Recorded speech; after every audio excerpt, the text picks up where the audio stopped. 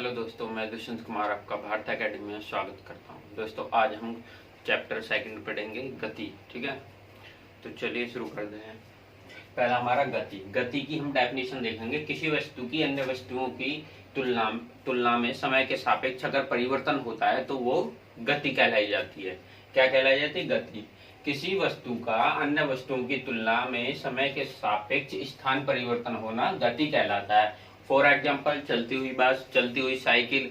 बस में भी एक कंडीशन है, अगर चलती हुई बस तो चल रही है तो वो गति अवस्था में है, लेकिन उसमें जो सवारी बैठी हुई है वो विराम अवस्था में है। ठीक है, तो स्थान का चलती हुई बस। जब कोई भी चीज जब तक गति में रहती है, जब तक उस पर कोई बाह्य बल लगता है, और जब उस पर कोई भी बाह्य बल लगना बंद हो जाता है तो वस्तु विराम अवस्था में आ जाती है।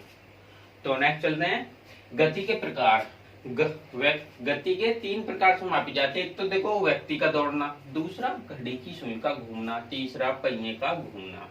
ठीक है, तो अगर आपको एक पहले लेते हैं व्यक्ति का दौड़ना। अगर कोई व्यक्ति कोई एक पार्टिकुलर का यहाँ कोई घर है, माना ए पोजीशन पे ये घर है, ठीक है, और बी पोजीशन को उसका स्कूल है, ऑफिस है, कुछ भी मानो, ठीक है, स्कूल है, तो उसका रास्ता है ऐसे करके, ये टेढ़ा मेढ़ा, ठीक है। ये कितना है? 12 किलोमीटर।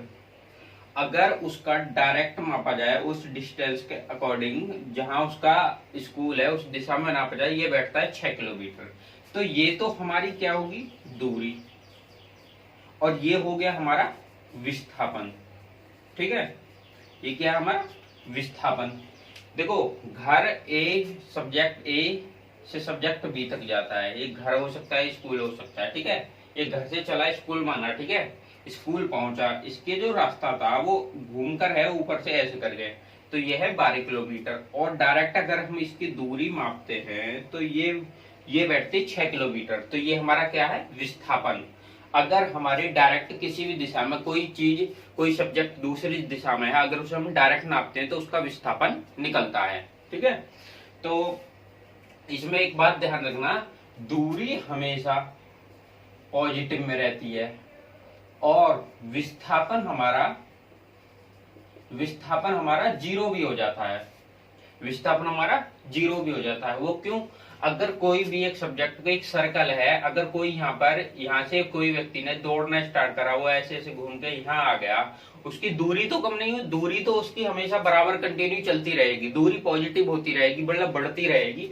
लेकिन अगर वो व्यक्ति यहाँ से चला और यहीं पर अंत कर दिया तो उसकी दूरी तो ये होगी, लेकिन यहाँ से चला और यहीं पर अंत कर दिया तो विस्थापन इसका क्या हुआ? विस्थापन इसका जीरो हुआ। ठीक है, तो विस्थापन जीरो हो सकता है लेकिन कभी भी दूरी जीरो नहीं हो सकती। दूरी पॉजिटिव रहेगी हमेशा, दूरी कभी नेगेटिव भी नहीं हो सकती, लेकिन विस्थापन नेगेटिव भी हो सकता है। ठीक है, तो आपने ठीक है, यहाँ ए से बी तक चला तो ये दूरी होगी और ये हमारा विस्थापन हो गया। अब हम देखो, इसमें एक फॉर्मूला लगता है, चाल बराबर दूरी बटे समय। अगर हम चाल निकालते हैं तो दूरी हमारी किस में मापी जाती है? मीटर में, और समय हमारा सेकंड में। तो हमारी चाल की मात्रा क्या आया? चाल की यूनिट आई हमारी मीटर पर सेकंड, या तो मीटर पर सेकंड या मीटर सेकंड की पावर -1। ये हमें यूनिट 60 के साथ याद करके चलनी है, क्योंकि ये कुछ ग्रुप डी के पेपर में क्वेश्चन में डायरेक्ट पूछी जाती है कि चाल की यूनिट क्या है, या वेग की यूनिट क्या है, विस्थापन की यूनिट क्या है, त्वरण की यूनिट क्या है। ठीक है, तो वेग का फॉर्मूला क्या होता है? विस्थापन बटे समय। तो इसकी वेग किस में नापा जाता है? मीटर में, मीटर, और समय सेकंड में। तो यूनिट क्या हुई? मीटर प्रति सेकंड, या मीटर सेकंड की पावर -1। तो आप क्या समझ में आया? चाल और वेग की जो यूनिट होगी वो समान होगी, चाल और वेग की यूनिट समान होगी। तो चाल की यूनिट क्या हुई? मीटर प्रति सेकंड, तो और वेग की यूनिट मीटर प्रति सेकंड।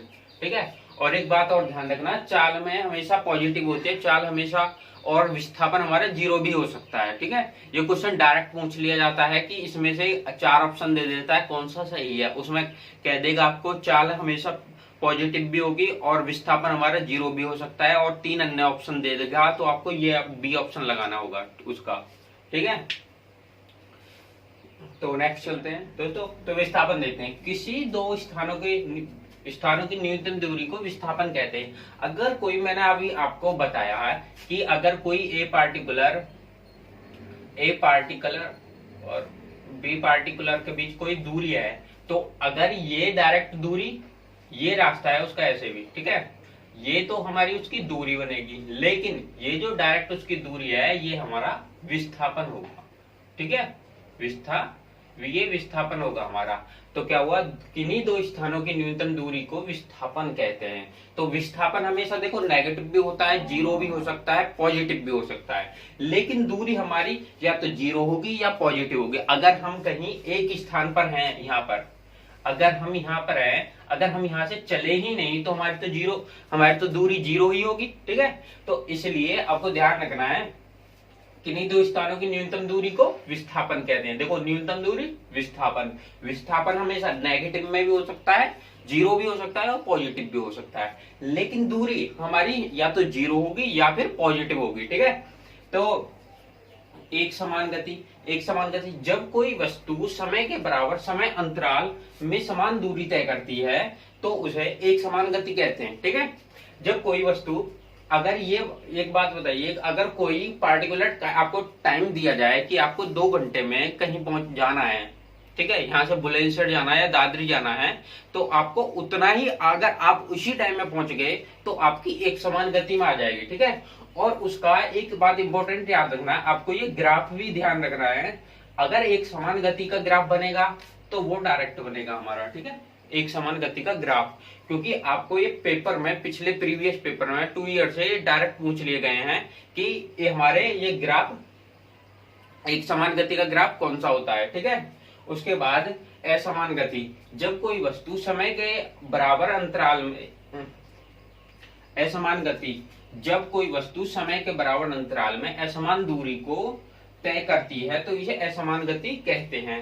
और असमान गति का ग्राफ क्या होता है, असमान गति का ग्राफ ये थोड़ा टेढ़ा होता है, ठीक है, तिरछा होता है, जो ये हमारा ऊपर को चलता चला जाएगा, और ये हमारा एक समान गति का ये हमारा सीधा रहेगा, ठीक है। तो ग्राफों को भी ध्यान रखना और डेफिनेशन को भी, ठीक है। और इसमें ऊपर विस्थापन वाली इस डेफिनेशन को याद रखना है, और इनके उसको भी देखो, विस्थापन माइनस हो सकता है, जीरो भी हो सकता है और पॉजिटिव भी हो सकता है, लेकिन दूरी या तो जीरो रहेगी या फिर पॉजिटिव में आएगी। तो आपको ये दोनों चीजें इंपॉर्टेंट रखनी है। देखो त्वरण का फॉर्मूला त्वरण बराबर v minus you upon T, ठीक है। तो त्वरण को हम a भी लिख सकते हैं, तो a बराबर v minus you upon T, ठीक है। और त्वरण की इकाई क्या होगी, मीटर प्रति सेकंड स्क्वायर, ठीक है। तो अगर आपको इस चाल बराबर दूरी बटे समय है, देखो इसकी यूनिट मीटर प्रति सेकंड आ रही है, और वेग की विस्थापन बटे समय, तो इसकी भी यूनिट मीटर प्रति सेकंड आ रही है, लेकिन चाल हमारी अदिश राशि है और वेग हमारा सदिश राशि है, ठीक है। देखो चाल हमारी अदिश राशि हुई, वेग हमारा सदिश राशि हुई, ठीक है। लेकिन इनकी जो यूनिट निकल के आई है, ये मीटर प्रति सेकंड, ये दोनों की सेम आई है निकल के, ठीक है। तो नेक्स्ट चलते हैं, औसत गति।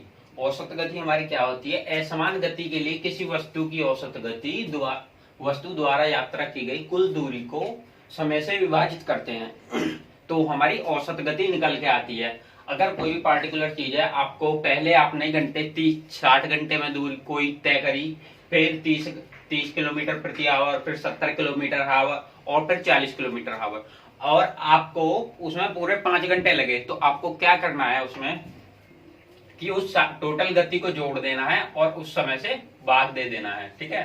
200/5 बराबर 40 किलोमीटर प्रति आवर की आपकी गति आ गई। तो औसत गति का फॉर्मूला क्या है, दूरी बटे समय। हम दूरी को, जितनी भी हमारी दूरी होगी उस दूरी को टोटल ऐड कर लेंगे और जितना उसमें समय लग रहा है उसको, और डायरेक्ट डिवाइड कर देंगे, तो हमारी औसत गति आ जाएगी। लेकिन औसत वेग का फॉर्मूला क्या है, औसत वेग में हम क्या करते हैं, प्रथम गति प्लस अंतिम गति अपॉन 2।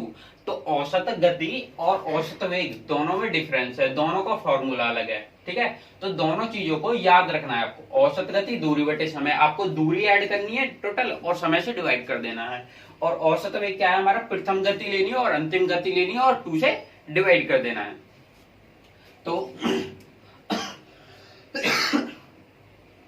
तो आगे त्वरण चलते हैं। समय के साथ वस्तु के वेग के परिवर्तन की दर को त्वरण कहते हैं। अगर समय के साथ वेग में परिवर्तन हो तो उसे हम त्वरण कहते हैं। ठीक है, त्वरण का फॉर्मूला अंतिम वेग माइनस प्रथम वेग अपॉन समय। ठीक है, और इसकी जो यूनिट है मीटर प्रति सेकंड स्क्वायर है। ठीक है, तो मैंने आपको अभी फॉर्मूला पीछे लिखवाया भी था।